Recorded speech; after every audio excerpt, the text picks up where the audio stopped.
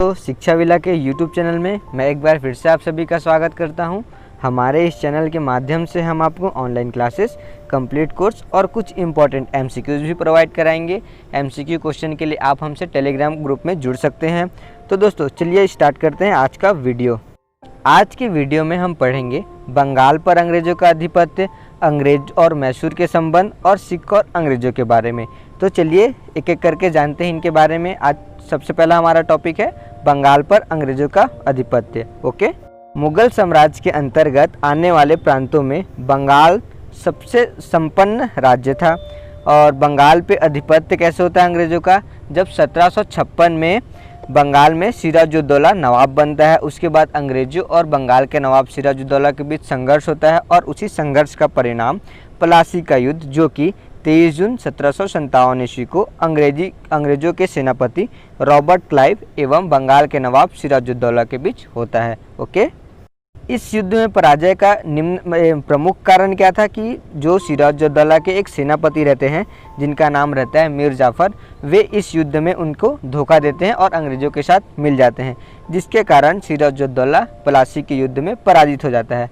उसके पश्चात इसकी हत्या कर दी जाती है और बाद में मीर जाफ़र को ही बंगाल का नवाब बनाया जाता है। तो आइए देखते हैं एक तस्वीर जो बंगाल और अंग्रेज़ों के बीच हुए युद्ध की है। ठीक है, अब आगे बढ़ते हैं और जानते हैं और भी क्या क्या घटना हुई थी बंगाल पे। तो 1760 ईस्वी में अंग्रेज़ों के द्वारा मीर जाफ़र के दामाद मीर कासिम को बंगाल का नवाब बनाया गया। तो मीर कासिम कौन था? मीर जाफ़र का दामाद था। उसने अंग्रेज़ों को ये लालच दिया कि मैं आपकी मीर जाफ़र से ज़्यादा सेवा करूंगा। तो इसी लालच में आकर मीर कासिम को बंगाल का नवाब 1760 में बनाया गया। लेकिन मीर कासिम जो था बहुत ही महत्वाकांक्षी था, जिसके कारण उसने अंग्रेज़ों के खिलाफ कई कदम उठाए, जिसमें प्रमुख था मीर कासिम ने अपनी राजधानी मुर्शिदाबाद से मुंगेर स्थानांतरित की, जिससे अंग्रेज नाराज हो गए। और इसी के फलस्वरूप और भी मीर कासिम के द्वारा कुछ ऐसे कार्य किए गए जो अंग्रेज़ों को खटकने लगे। और इसी के परिणाम स्वरूप अंततः 1764 में बक्सर का युद्ध अंग्रेज़ों एवं मीर कासिम, अवध के नवाब शुजाउद्दौला एवं मुगल सम्राट शाह आलम द्वितीय के बीच हुआ। और इस युद्ध में भी मीर कासिम की हार होती है और इसके बाद जो है अंग्रेज़ी सत्ता का पूरी तरह बंगाल पर आधिपत्य हो जाता है। बक्सर के युद्ध का नेतृत्व किसने किया था? Hector Munro. आप इन सभी पॉइंट को अच्छे से ध्यान रखिएगा। प्लासी का युद्ध कब हुआ था? 23 जून 1757 को। किनके बीच? सिराजुद्दौला और अंग्रेज़ों। और इस युद्ध में किसकी हार होती है? सिराजुद्दौला की। और उसके बाद दूसरा युद्ध होता है 1764 में बक्सर का युद्ध। यह युद्ध किनके बीच होता है? मीर कासिम, अवध के नवाब शुजाउद्दौला एवं मुगल सम्राट शाह आलम एक साथ रहते हैं और लड़ते किससे हैं? अंग्रेज़ों से। इस युद्ध में भी अंग्रेज क्या करते हैं? इन सभी को हरा देते हैं और पूरी तरह से बंगाल की सत्ता अपने हाथ में कर लेते हैं। उसके बाद मीर जाफ़र को फिर से बंगाल का नवाब बनाया जाता है, जो कि 5 जनवरी 1765 में उसकी मृत्यु हो जाती है। इन दोनों युद्धों के बाद ही अंग्रेज भारत पे अपने पांव पसारने की तैयारी करते हैं और इसी के क्रम में आगे भी कई संघर्ष हुए। तो चलिए एक और संघर्ष के बारे में जानते हैं जो हुए थे मैसूर के साथ। तो अंग्रेजों और मैसूर के संबंध। 1761 में मैसूर का एक शासक था जिनका नाम क्या था? हैदर अली। ये रहा दोस्तों हैदर अली की इमेज। और हैदर अली के समय में ही प्रथम आंग्ल मैसूर युद्ध तथा द्वितीय आंग्ल मैसूर युद्ध हुआ था। और द्वितीय आंग्ल मैसूर युद्ध में हैदर अली हार जाता है और मारा जाता है। हैदर अली की मृत्यु 1782 ईस्वी में द्वितीय आंग्ल मैसूर युद्ध के दौरान हो जाती है। ओके, तो आप इन सब पॉइंट को अच्छे से याद रखिएगा। मैसूर के संबंध में 2 शासक बहुत ही महत्वपूर्ण है। पहला हैदर अली, जिसके बारे में हमने अभी पढ़ा, और दूसरा है टीपू सुल्तान। तो चलिए आइए जानते हैं टीपू सुल्तान के बारे में। हैदर अली का पुत्र टीपू सुल्तान उसका अगला उत्तराधिकारी हुआ। ये रहा दोस्तों टीपू सुल्तान का इमेज। उनकी माता का नाम फ़खरुन्निसा था।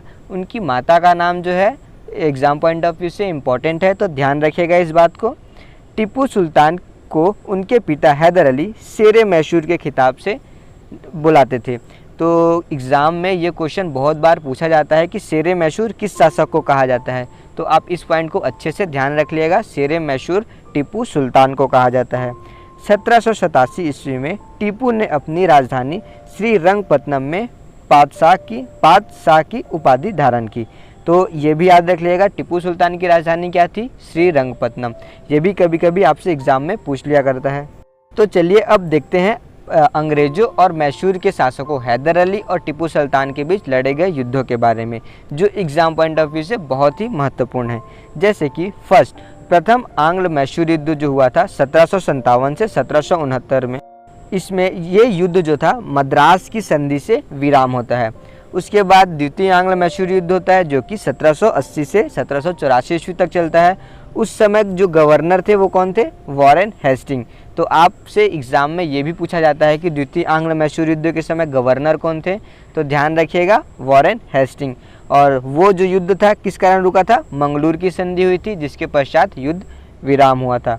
तृतीय आंग्ल मैसूर युद्ध जो हुआ था 1790 से 1792 ईस्वी में। इस टाइम पे गवर्नर कौन थे? कॉर्नवालिस। और कौन सी संधि हुई थी? श्रीरंगपट्टनम की संधि। अभी कुछ देर पहले मैंने बताया था टीपू सुल्तान की राजधानी क्या थी? श्रीरंगपट्टनम। ठीक है। अब चौथा आंग्ल मैसूर युद्ध होता है 1799 ईस्वी में, और इस समय जो गवर्नर थे लॉर्ड डलहौजी। और इसके पश्चात चतुर्थ आंग्ल मैसूर युद्ध में जो होता है टीपू सुल्तान की मृत्यु हो जाती है, और उसके बाद अंग्रेजों का मैसूर पे अधिपत्य हो जाता है। ओके। तो इसी के साथ हमने जाना बंगाल पर अंग्रेजों का अधिपत्य कैसे हुआ, और अभी अंग्रेजों का मैसूर पे अधिपत्य कैसे हुआ। अब चलिए जानते हैं पंजाब के क्षेत्र में कैसे उनका अधिपत्य होता है। तो इससे पहले हम वहाँ के पंजाब के गुरुओं के बारे में जानते हैं। तो इसी क्रम में हमारे पहले गुरु कौन थे? गुरु नानक। सिख संप्रदाय की स्थापना जो है वो गुरु नानक ने ही की थी, और गुरु नानक के अनुयायी क्या कहलाए? सिख कहलाए। गुरु नानक ने ही गुरु का लंगर नामक निःशुल्क सहभागी भोजनालय की स्थापना की थी, और गुरु नानक ने अनेक स्थानों पर संगत और पंगत की स्थापना की थी। संगत यानी धर्मशाला और पंगत यानी लंगर। गुरु नानक की सन 1539 ईस्वी में करतारपुर में मृत्यु हो जाती है। तो आप इन पॉइंट को अच्छे से देख लेगा। इनके पश्चात हमारे दूसरे गुरु हुए गुरु अंगद, जो कि 1539 से 1552 ईस्वी तक रहे। 1539 से 1552 तक सिखों के दूसरे गुरु कौन थे? गुरु अंगद। इनका प्रारंभिक नाम लहना था, और इनके संबंध में एक इम्पॉर्टेंट पॉइंट, गुरुमुखी लिपि का आरंभ किसने किया था? गुरु अंगद ने। तो इसे भी आप अच्छे से याद रखिएगा। अब हमारे तीसरे गुरु हुए कौन? अमरदास, जो कि 1552 से 1574 तक सिखों के तीसरे गुरु के रूप में थे। अकबर ने अमरदास से गोविंद लाल जाकर भेंट की, और उसकी पुत्री बीवी भानी को कई गांव दान में दिए। तो आप इनका नाम अभी ध्यान रखिएगा, बीवी भानी। आगे आने वाले गुरुओं में इनका नाम एक जगह पे आता है, जिससे बाद में अमृतसर की नींव रखी जाती है। तो चलिए आगे बढ़ते हैं और जानते हैं रामदास। सिखों के चौथे गुरु हुए बीवी भानी के पति रामदास। तो इससे पहले ही मैंने बीवी भानी का नाम बताया। बीवी भानी के पति रामदास सिखों के चौथे गुरु हुए, जो कि 1574 से 1581 तक सिखों के चौथे गुरु के रूप में रहे। गुरु रामदास ने अकबर द्वारा दी गई भूमि पर, अकबर द्वारा किसे भूमि दी गई थी? बीवी भानी, और उनके पति थे रामदास। तो उसी भूमि पर रामदास ने अमृतसर नामक जलाशय खुदवाया और अमृतसर नगर की स्थापना की। ठीक है। अब आगे बढ़ते हैं और हमारे पांचवें गुरु के बारे में जानते हैं। तो गुरु अर्जुन, जो कि 1581 से 1605 तक सिखों के पांचवें गुरु हैं। सिखों के धार्मिक ग्रंथ आदि ग्रंथ की रचना किसने की थी? गुरु अर्जुन ने। तो एग्जाम में ये भी क्वेश्चन पूछा जाता है कि सिखों के धार्मिक ग्रंथ आदि ग्रंथ की रचना किसने की थी? गुरु अर्जुन ने। गुरु अर्जुन ने अमृतसर जलाशय के मध्य हरमंदर साहब का निर्माण कराया। तो इस जलाशय का निर्माण किसने कराया था? रामदास ने। और इसका निर्माण किसने कराया था? गुरु अर्जुन ने। राजकुमार खुसरो की सहायता करने के कारण जहांगीर ने 1606 ईस्वी में गुरु अर्जुन की हत्या करवा दी। तो एग्जाम में ये भी क्वेश्चन पूछा जाता है कि गुरु अर्जुन की हत्या किसने कराई थी? जहांगीर ने। ओके। अब हमारे अगले गुरु हुए गुरु हरगोविंद, जो कि सन 1606 से 1645 तक सिखों के गुरु रहे। इन्होंने सिखों को सैन्य संगठन का रूप दिया तथा अकाल तख्त या ईश्वर के सिंहासन का निर्माण कराया। इन्होंने अमृतसर की किलाबंदी की थी, और यही से शुरुआत होता है अंग्रेजों और सिखों के बीच संघर्ष का। और हमारे 7वें गुरु हुए गुरु हरा और 8वें गुरु हुए गुरु हरकिशन। अब हमारे 9वें गुरु हुए जो कि सन 1664 से 1675 ईस्वी तक रहे। अब इनके संबंध में एक क्वेश्चन बहुत ही पूछा जाता है कि औरंगजेब ने इस्लाम धर्म ना स्वीकार कराने के कारण गुरु तेग बहादुर की हत्या कर दी। तो ये क्वेश्चन पूछा जाता है कि गुरु तेग बहादुर की हत्या किस शासक ने की थी, तो औरंगजेब ने। तो आप इनका नाम अच्छे से ध्यान रखिएगा। और इनके पश्चात हमारे 10वें और इम्पोर्टेंट गुरु कौन हुए, गुरु गोविंद सिंह, जो कि सन 1675 से 1708 तक गुरु बन के गुरु के पद पे रहे। उसके बाद गुरु का पद समाप्त हो जाता है।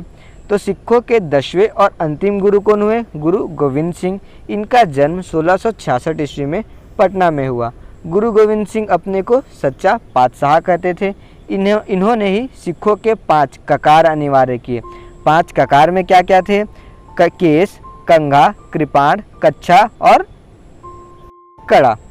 1699 ईस्वी में वैसाखी के दिन गुरु गोविंद सिंह ने खालसा पंथ की स्थापना की। तो एग्ज़ाम में हमेशा ये क्वेश्चन पूछा जाता है कि खालसा पंथ की स्थापना किसने की थी, तो सिखों के अंतिम गुरु गुरु गोविंद सिंह ने खालसा पंथ की स्थापना की।